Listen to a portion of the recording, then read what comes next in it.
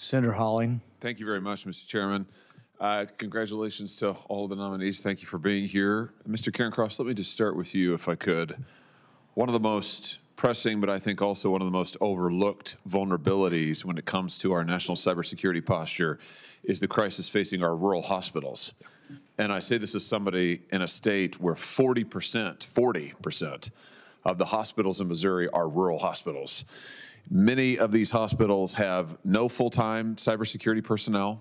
They can't afford it. They don't have the personnel for it. They don't have the budget for it. And that makes them easy targets for cyber criminals, for ransomware gangs, and even sometimes for nation-state actors.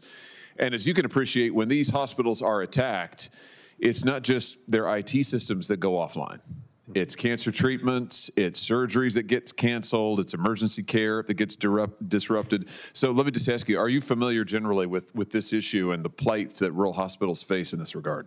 I am, Senator, and I was saying earlier, these criminals and our enemies are targeting the most vulnerable Americans, and it's got to stop. Let me ask you, how would you use your position to help shore up the cyber defenses of rural hospitals and the broader healthcare sector's vulnerability in critical infrastructure when it comes to this issue? Sure. The first thing is getting my feet on the ground, working with you, working with all your offices in your states to ensure that I'm hearing and understand what those needs are.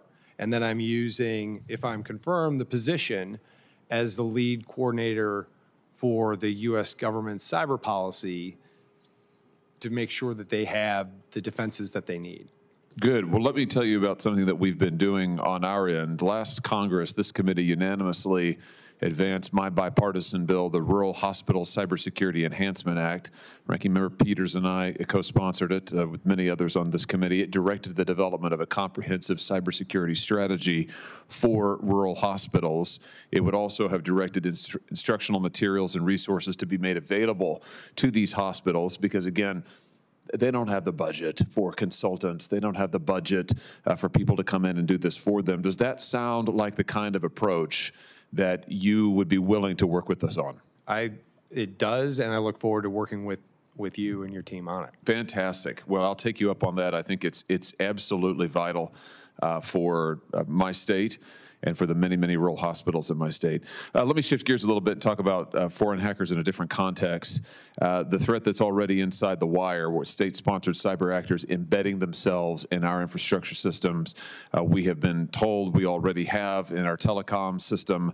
This is the Salt Typhoon issue. We already have hackers who are embedded. In your assessment, how vulnerable are our critical systems to these kind of state-sponsored infiltration campaigns? Well, Senator, what I was saying is these attacks are scaling up and they're becoming more sophisticated. And so what really is key, since so much of cyber defense falls on the private sector in our country, is a great relationship between the United States government and the private sector. And that involves going to them and listening and figuring out what is the barrier to a smooth and efficient and effective defense.